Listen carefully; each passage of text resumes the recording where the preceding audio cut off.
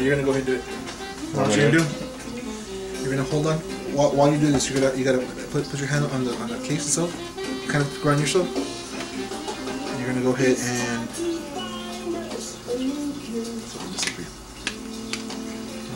Where I said this notch. Right here. It's gonna go this way. So the chip's gonna go exactly like this. Oh, I see.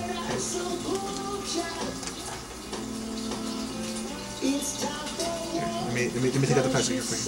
There's a plastic cover on it. Oh. Let's see it. Put in the camera. I'll put it over here because it's like. Flip it over. That's the Pentium dual core. Pentium dual core. And just place it down there, and it should.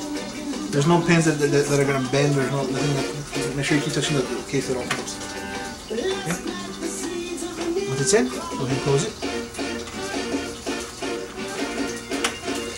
Okay, now go ahead and push that all the way down till it locks in. And it hooks under there, huh? Yeah. There you go. Wow. Congratulations, Frank. You just installed your first. CPU. Pretty cool.